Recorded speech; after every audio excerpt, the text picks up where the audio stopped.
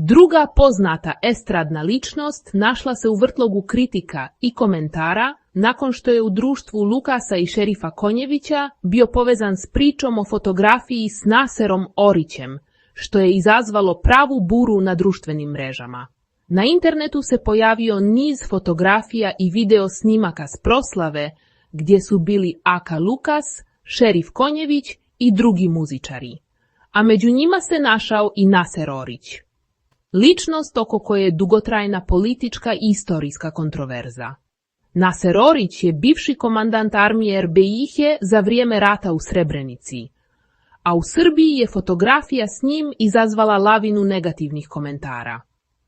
Kritike na račun pevača odmah su počele da pljušte online. Mnogi su povezivali fotografiju s Orićem s političkim i emotivnim osjetljivostima publike. Kritike na račun pevača odmah su počele da pljušte online. Mnogi su povezivali fotografiju s Orićem s političkim i emotivnim osjetljivostima publike. Naglasio je da je došao da peva i zabavlja ljude, ne bavi se politikom i da se ne sjeća svih prisutnih, jer se sa mnogo ljudi slikao tokom večeri. Ovaj slučaj je samo novi na listi sličnih situacija u kojima su estradni izvođači kritikovani zbog spontanih fotografija sa osobama koje javnost percipira kontroverzno. Fanovi su podijeljeni, neki smatraju da je reakcija javnosti pretjerana, dok drugi tvrde da javne ličnosti trebaju biti svjesnije s kim se povezuju.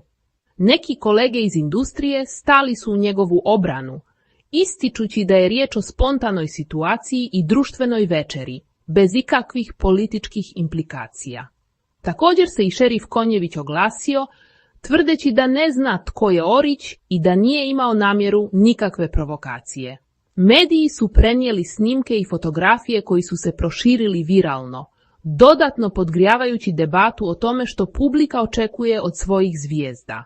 U nekim komentarima iz Republike Srpske objavljene su žestoke osude i pozivi na bojkot nastupa nakon što su fotografije kružile internetom. Aka Lukas se također oglasio i rekao da nije znao identitet osobe pored njega, te da se tada slikao sa mnogima, kao što inače radi sa fanovima. Ovaj slučaj pokreće šire pitanje: trebaju li estradne zvijezde birati društvo s kim se fotografišu ili su i oni samo ljudi u društvu bez skrivenih namjera?